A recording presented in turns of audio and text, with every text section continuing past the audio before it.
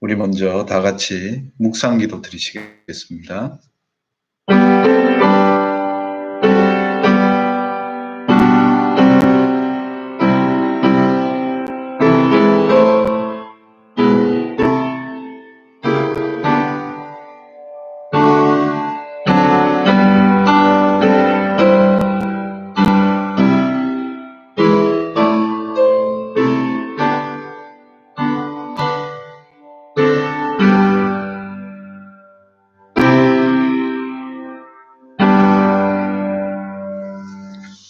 사랑의 하나님 아버지,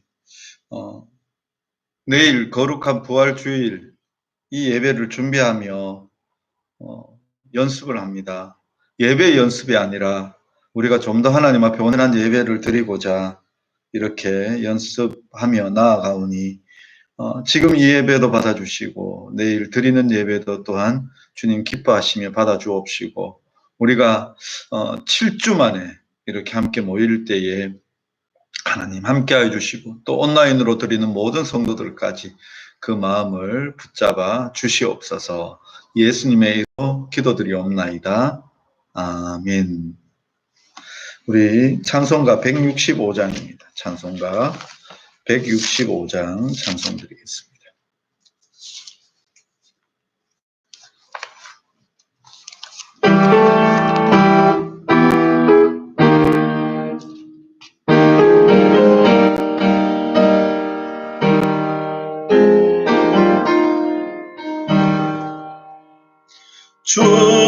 주님께 영광 다시 사신 주 사망 권세 모두 이기시렸네.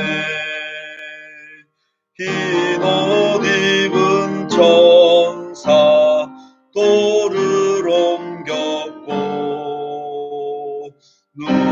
누우셨던 곳은 비어 있었네. 주님께 영광 다시 사신 주 사망 권세 모두 이기시었네. 생명의 주인군 영광의 주님 주님 없는 삶은 헛될 뿐이라. 주의 사랑으로 세상 이기고 누우셨거냐 가게 하소서. 주님께 영광 다시 사신 주 사망 권세 모두 이기시었네. 아멘.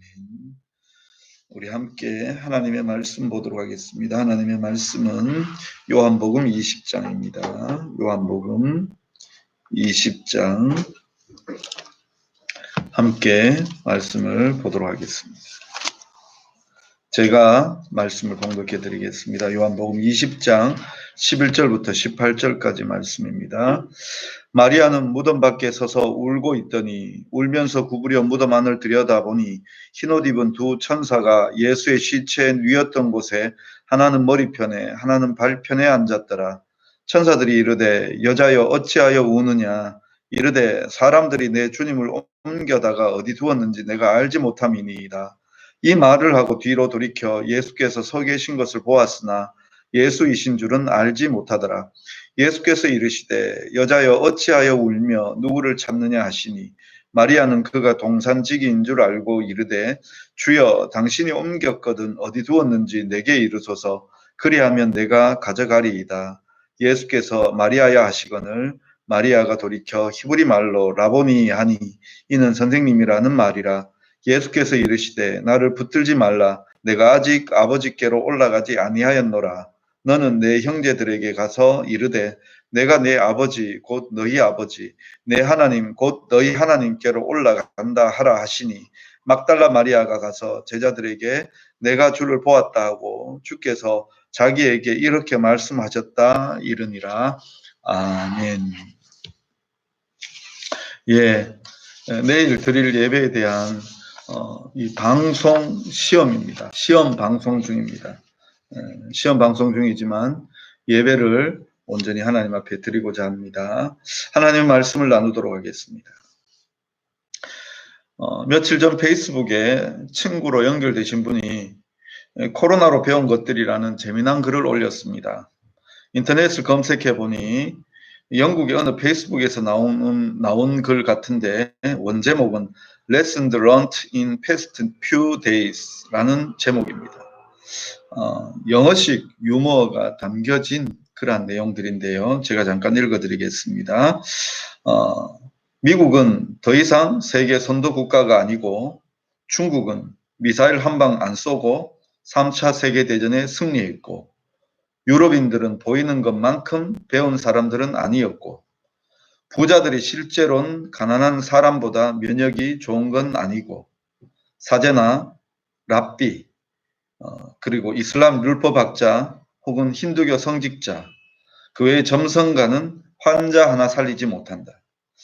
축구 스타보다 의료 종사자들이 훨씬 소중하고 소비 없는 사회에 석유는 쓸모가 없고 우리가 격리되어 보니 동물원 동물들 심정을 알겠고 인간의 간섭이 없으니 지구는 더 빨리 회복되고 대부분의 사람들은 집에서도 일 잘하고 정크푸드 없어도 사는데 지장이 없다. 위생적인 삶도 그리 어렵지 않고 남자도 요리가 가능하고 미디어는 헛소리로 가득하다. 배우들은 영웅이 아닌 그저 연예인일 뿐이고 삶은 깨지기 쉬워서 소중히 다루어야 한다. 이런 내용입니다. 조금씩 차이가 있는 것들도 있던데요. 근데 대부분 실제 내용들이 좀 이와 같은 거라 생각이 되었습니다. 저도 나는 코로나를 통해서 무엇을 배웠는가 이런 생각을 해보았습니다. 곰곰이 생각해 보니까 우리가 시간을 내면 이렇게 가족들이 함께 할 수 있구나. 또 우리가 정말 분주하게 살았구나 하는 생각을 하게 되었습니다. 일상이 바뀌니까 생각도 바뀌는 것 같습니다. 또 지난 주간에는 주민센터 공무원으로부터 전화를 받았습니다. 부활절이라고 들었는데 교회 예배는 어떻게 되는지요? 라는 그러한 질문이었습니다. 본의 아니게 세상도 교회의 예배와 특히 이 부활주일에 대하여 주목하고 있습니다. 우리의 일상이 바뀌었습니다. 오늘까지 7주차로 주일 예배는 파행을 겪고 있습니다.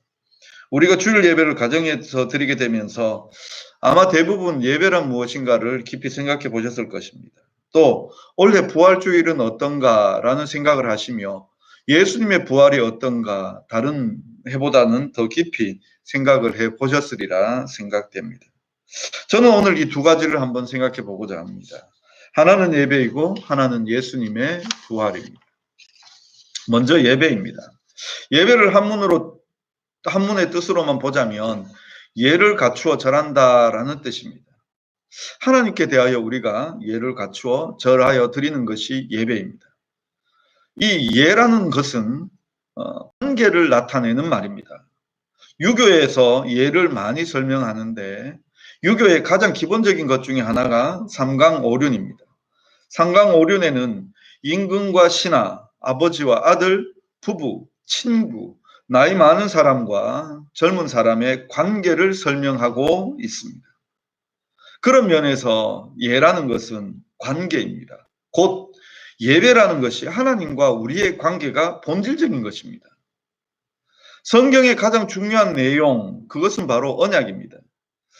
언약을 말로 설명하면 언약은 하나님은 나의 하나님이시고 나는 그분의 백성, 그분의 자녀라는 것을 이야기합니다. 믿음인 그 언약을 받아들이고 언약 속으로 들어가는 것입니다. 믿는다는 것이 무엇을 믿느냐? 그 믿음의 대상이 있습니다. 믿음의 대상은 바로 하나님이십니다. 하나님과 우리와의 관계를 이야기하는 것이 바로 예배입니다. 우리는 단순히 하나님을 복 주는 존재로만 생각을 합니다.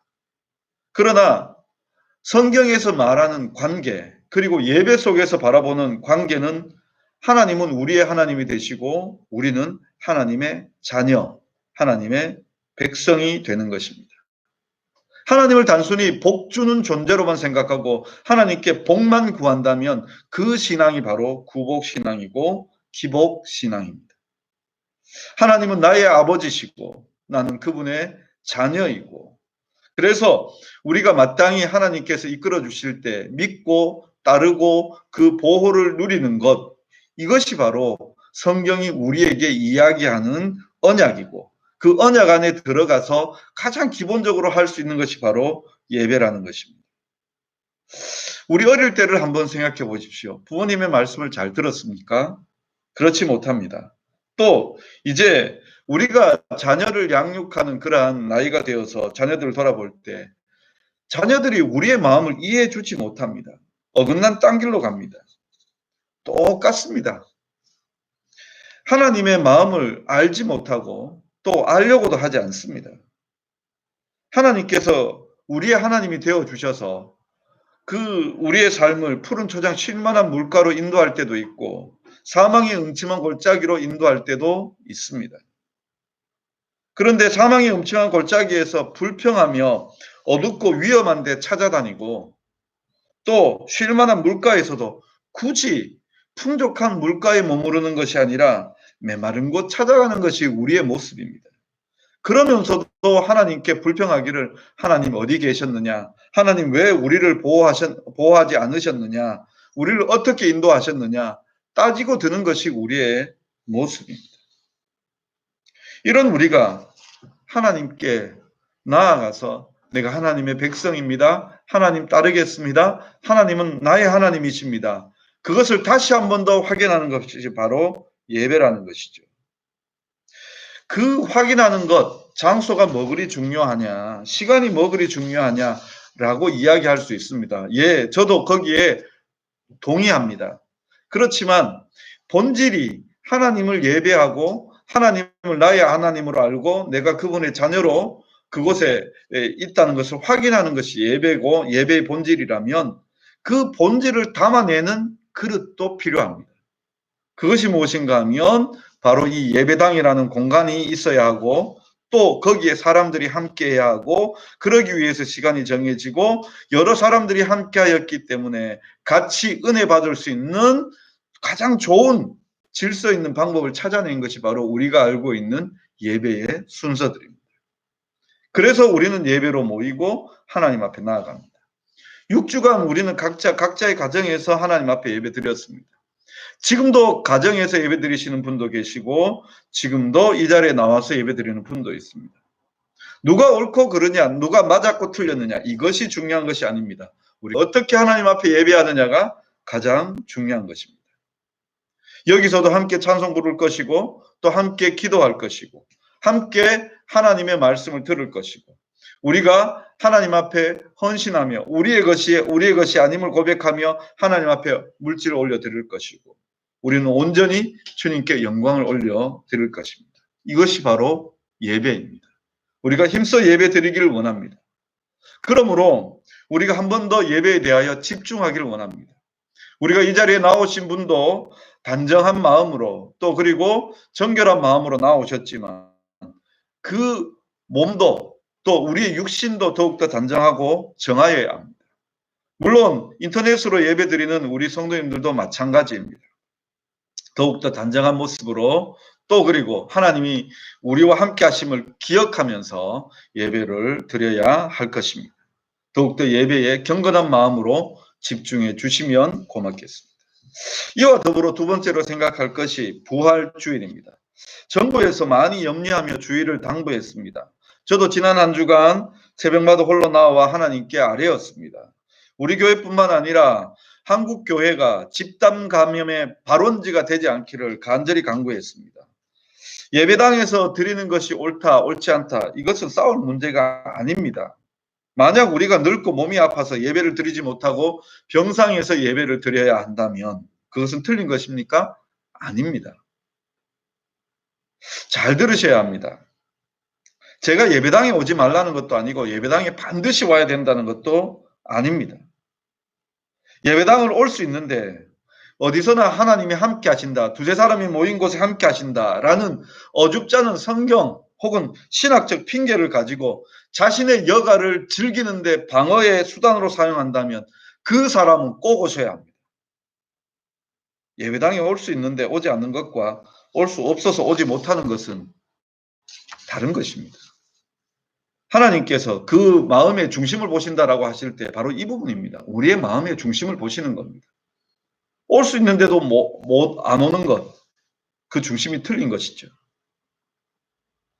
두 번째, 우리가 이 부활절에 대해서 계속해서 생각해 볼 때에 기독교 신앙의 가장 핵심은 이 부활입니다. 오늘 본문을 보면 막달라 마리아에게 예수님께서 부활하신 후 처음 나타나신 장면입니다. 본문 속에서 막달라 마리아는 예수님께서 부활했다고 예상을 했을까요? 막달라 마리아의 행적은 예수님께서 십자가에 달리시고 운명하시는 것과 아리마대 사람 요셉이 예수님을 무덤에 장사하는 것까지 따라다녔던 여인입니다. 그리고 새벽에 향품을 가지고 와서 예수님의 장례를 치르려고 했던 정말 예수님을 사랑한 그러한 여인입니다. 그런데 그 여인도 죽은 사람이 살아난다는 것을 예상치 못했습니다. 저도 뜻밖의 일이 벌어졌을 때 그 일은 지금도 제 내리 속에 남아 있습니다. 제가 해군에서 복무할 때 저는 전대장이라는 계급의 당번병이었습니다. 어느 날 그분이 이 전대장 사무실로 들어오시더니 저를 부르셨습니다. 아마 지시사항이 있을 것이라 생각하고 들어갔는데 그때 그분이 이렇게 얘기했습니다. 신수병, 너 미국 갈래? 그때 정말 마음속으로 느헤미야의 그 화살기도, 잠깐 드리는 기도가 생각이 났습니다. 어떻게 대답해야 하나? 그런데 생각이라는 것이 1초보다도 짧죠. 대답은 이것이었습니다. 예, 가고 싶습니다. 의무복무하는 수병이 무슨 방법으로 미국을 갑니까?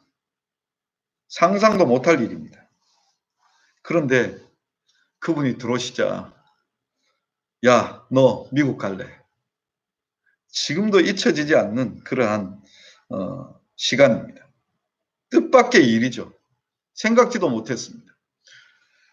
막달라 마리아에게도 아마 이 뜻밖의 난데없이 느닷없이 생각이나 기대 또는 예상과는 달리 예수님께서 부활하셨습니다.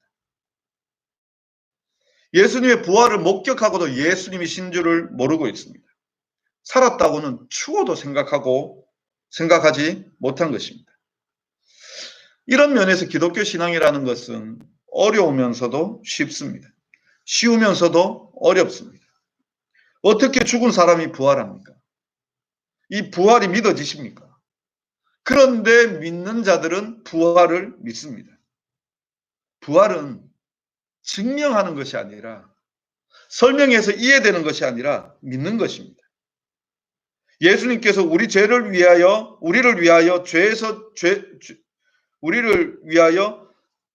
대속에 죽은 것을 믿는 것입니다. 예수님이 죽으셨다가 예언의 말씀대로 3일 만에 살아나신 것도 믿습니다. 그리고 예수님께서 성령을 우리에게 보내어 주셔서 그 성령을 통하여 예수님을 경험하고 증언하는 삶을 살게 하시는 것을 우리가 믿습니다. 또 그 믿음으로 말미암아 그렇게 살아갑니다. 로마서 10장 9절 10절에 내가 만일 내 입으로 예수를 주를 시인하며 또 하나님께서 그를 죽은 자 가운데서 살리신 것을 내 마음에 믿으면 구원을 받으리라. 사람이 마음으로 믿어 의에 이르고 입으로 시인하여 구원에 이르느니라.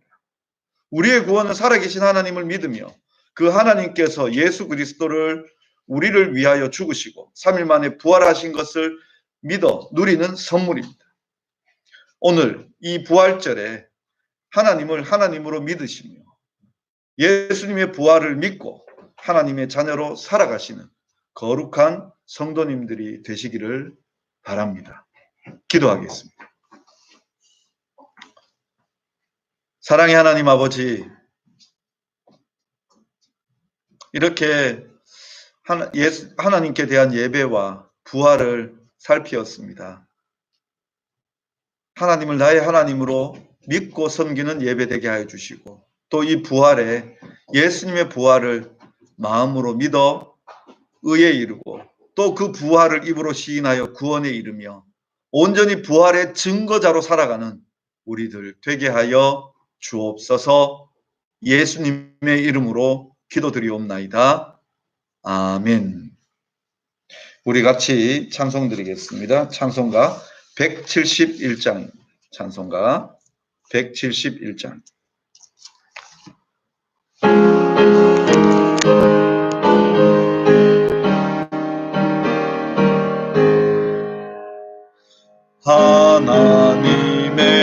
하나님의 독생자 예수 날 위하여 오시었네. 내 모든 죄 사시려고 십자가 지셨으나 다시 사셨네. 살아계신 주 나의 참된 소망 걱정 근심 사라지네. 사랑의 주 내 갈 길 인도하니 내 모든 삶의 기쁨 늘 충만하네. 선한 싸움 다 마친 후에 우리 주님 배우리라. 사망 권세 다 물리치고 주님이 다스리니 영광 넘치네. 살아계신 주 나의 참된 소망 걱정 근심 사라지네. 사랑의 주 내 갈 길 인도하니 내 모든 삶의 기쁨 늘 충만하네. 아멘. 제가 축도하고 예배 마치겠습니다. 우리 주 예수 그리스도의 은혜와 하나님 아버지의 사랑하심과 성령님의 위로교통 충만하심이 예수 그리스도의 부활을 믿고 온전한 예배로 하나님 앞에 영광 돌리기를 원하는 주의 사랑하는 자녀들 위해, 그 가정과 생업 위해, 자녀들 위해 영원히 함께 있을지어다. 아멘.